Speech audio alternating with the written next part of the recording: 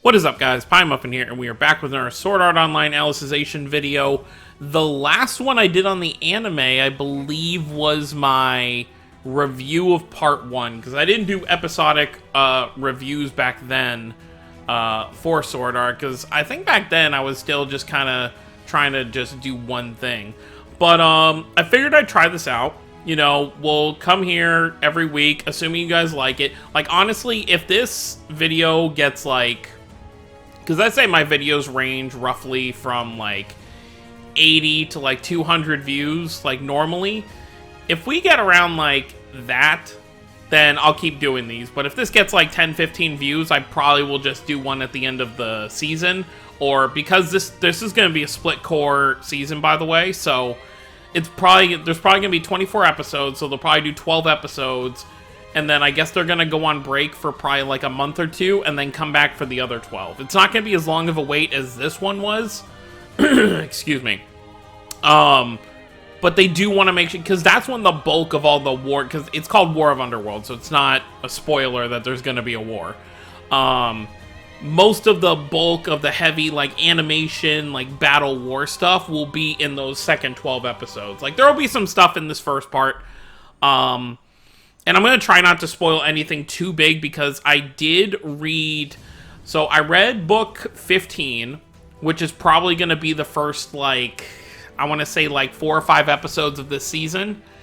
And then I've read, like, the first 100 pages of book 16... if I'm remembering the numbers correctly, which is probably like another 1 or 2 episodes. And then I did look into kind of like some of the end war stuff. So I do know some stuff that kind of goes on there with other characters. But I'm going to try not to spoil any of that when I'm doing my reviews.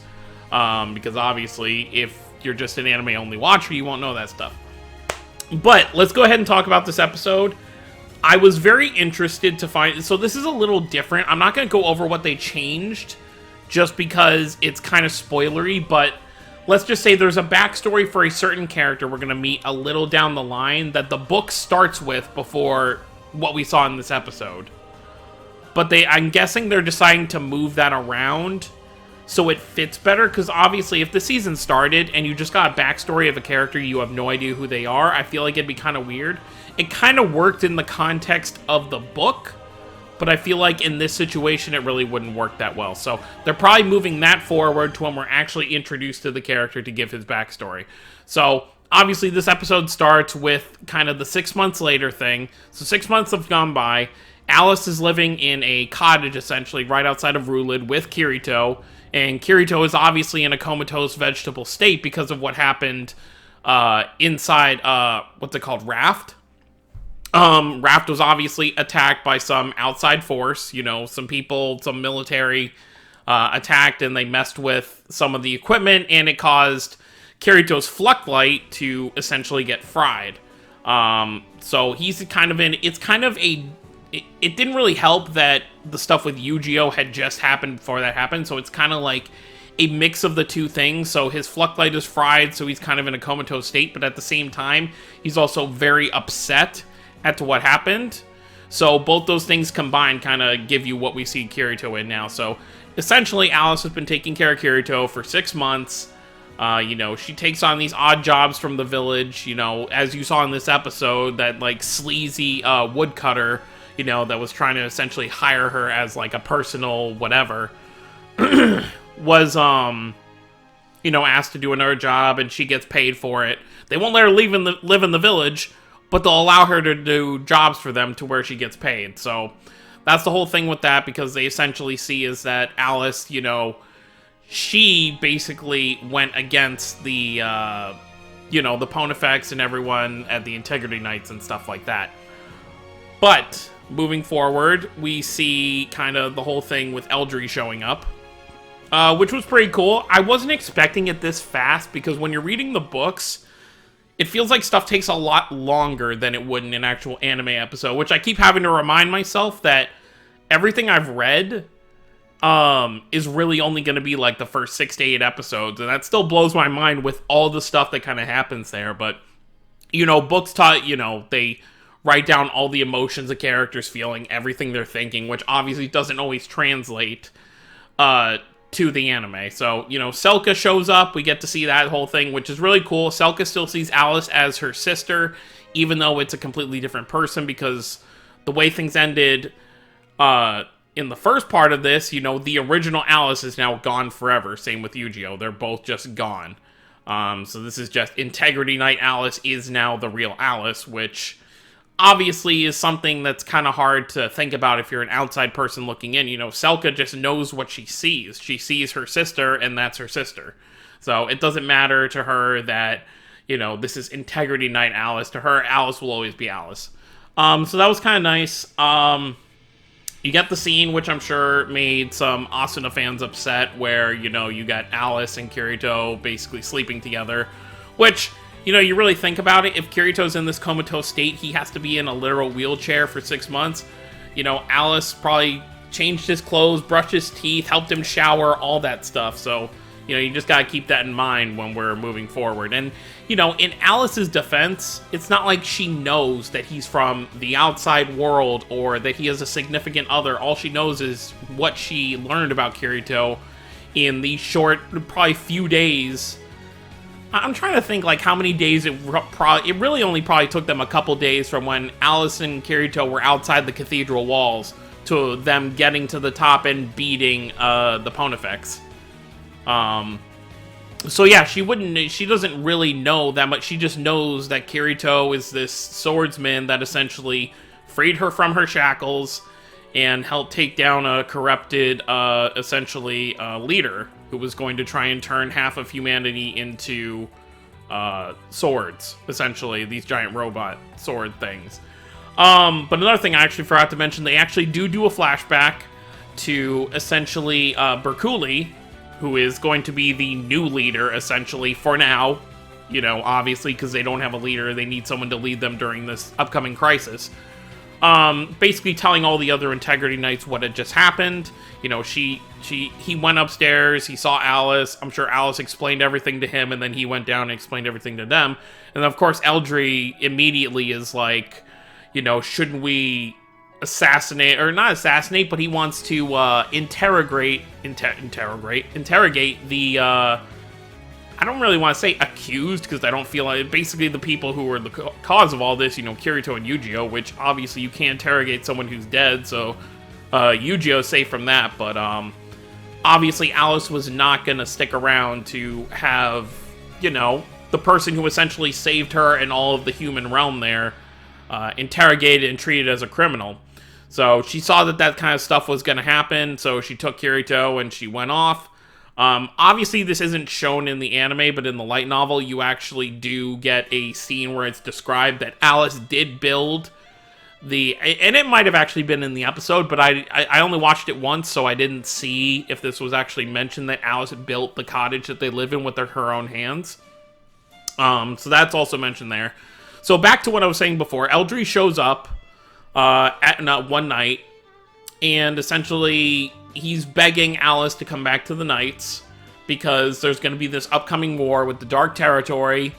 And then Alice is like, oh, how did you find me? He explains that he was just basically scouting the border to make sure that all of the caves leading from the Dark Territory were still closed, that no goblins or anything were trying to get through, and that his dragon, basically... So his dragon and Alice's dragon are, I think they're I don't remember if they were... I think they're siblings.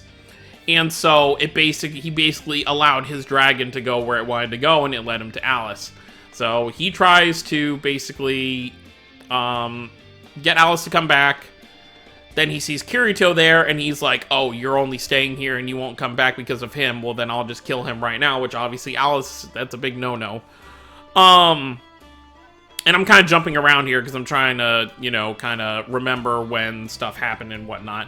And then there was one cool thing back before Eldry shows up that I really liked was the scene where, the scummy woodcutter guy, having Alice do that extra job. After Alice cuts down the tree for him with Kirito's sword, which was really cool because you get all the other woodcutters being like, oh, you're not going to be able to cut it down with a sword? What are you thinking? And she does it very easily. But But afterwards, some of the other woodcutters essentially try to take the swords from Kirito because they probably thought it was some kind of like, you know, magical sword and they wanted to see it for themselves. And then you just see Kirito basically lying on the ground, reaching out for it. So even though he's in this comatose state, he still has this mindset that he wants to keep his swords close to him. And obviously, you know, Yu-Gi-Oh's sword is the last kind of memento that he really has of him right now.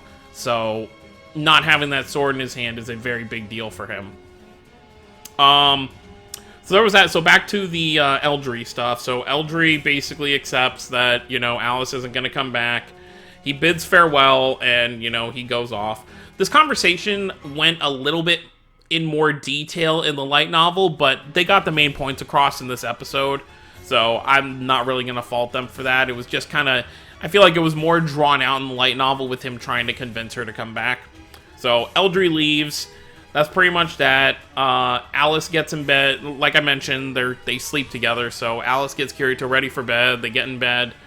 And they're sleeping. And you just see the scene of Alice crying, basically telling Kirito she doesn't know what to do. She doesn't know what the right thing to do is. They make a much more... I'm not sure. I'm pretty sure it's just this scene. But they kind of... I think they cut it out of the light novel. There's like a scene where she's laying in bed with him, and she's basically saying to Kirito that she would have taken her own life. Like, she's willing to take her own life. Just so... along with his, so neither of them have to suffer in this world anymore, because even though after everything they've done, they're still ridiculed and, you know, treated like outcasts for everything. So I'm guessing that was probably frowned upon material, so they probably didn't want to include that, which is fine. I mean, you don't really need that. You can tell just from the scene that they showed that she has these inner struggles that she's dealing with. So, and then after that is pretty much close to where the episode ends. The last thing you really see is Kirito's screaming and kind of wailing in his sleep. You see his eyes are open. He's like reaching out for the sword, which it was written a bit differently in the light novel. If I remember correctly, in the light novel, it actually said that Kirito was like on the floor or something, crawling towards the sword when Alice woke up. But I guess they just, for the sake of animation, maybe they just kept it to where he's in bed just wailing, and then she wakes up. And then she hears her dragon wailing as well outside, so she runs outside and she looks, and Rulid is basically on fire. You can just see it in the distance. There is a fire in Rulid. You can hear, like, clanking of, like, swords or something, some kind of metal. And that's pretty much where the episode cuts, and obviously the next episode will be Alice going to Rulid to see what's kind of going on. Obviously the only people that would be attacking Rulid would probably be people from the Dark Territory, which obviously I already know, but you can put two and two together that that's where they're kind of going with this. And, you know, because they have to, in writing wise, they have to find a way to get Alice to be like, okay, you know, unless I help with this Dark Territory thing, you know, we're never going to be able to live safely. But other than that, that's pretty much everything on this episode. I thought it was a great start. I'm kind of disappointed that they didn't do what they did with the first part of Alicization, where they did a two-parter, but I understand why they only did it for part one, because in part one, you really had to set up and kind of start the story of Alicization. Here, we're already kind of halfway through. I'm just trying to kind of piece in my head where I think in terms of the light novel material, where it'll even stop. But, you know, the opening was very nice. I love the opening. I heard the song a few weeks ago, but it was going to be a while before we saw the actual visuals, so it's kind of hard to tell whether you like an opening song until you see the visuals that go along with it. But overall, I like it. I found it weird that they showed... So it kind of looked like they were showing, you know, Asuna and the other character, you know, Kirito's real-life friends coming into Underworld, but they used their, what do you call it? Their Alfheim, I guess you would call it, designs, which obviously is not what they're going to look like in here. Every character, I presume, from what I've seen, because obviously in a light novel you can only really read, but I think most of Kirito's, like, main friends get a kind of newer design for this. I know for a fact that Asuna, Lifa, and Sinon do. As for the rest of them, I couldn't really tell you because you don't really see really in-depth images for them, but that'll come later. But anyways, let me know what you guys thought of the episode. I thought it was great. I'll be very excited to see how they adapt everything, because like I said, these first like 6 to 8 episodes, I'll pretty much know everything that's going to happen, so I'll be very excited to see how they adapt some of this stuff. And obviously, based from the opening, you can see that a lot of the Integrity Knights are going to be doing some fighting as well, which I loved reading about in the light novels. Anyways, that's it. If you want to see more like this, throw this video a like. If there's enough likes and views for this, I will continue to do this on a weekly basis. If not, then I'll probably just, when the 12 episodes are over, I'll probably just do kind of like a recap of everything, but I guess we'll see kind of how it goes. You know, I got lucky with a Yu-Gi-Oh! Review months ago, and, you know, like over 1,000 people watched that, so we'll see how that goes. But like I said, let me know what you guys think down below. Don't forget to subscribe for more if you're new to the channel and want to stay up to date with everything Sword Art related, because I also cover the mobile game that's going to be coming out as well, which I feel like it could be coming out soon, because someone did point this out to me that usually 2 weeks before a game comes out, like roughly around there, is when they post, or not post, but on YouTube, when you're making a video, you can kind of select a video game if you're playing a video game as like the video game for that video. Rising Steel is actually on there, so it could come out sometime early this coming week, so you never know. So obviously I will be covering that when that comes out. That is it. Hope you all have a wonderful day, and I will see you all next time.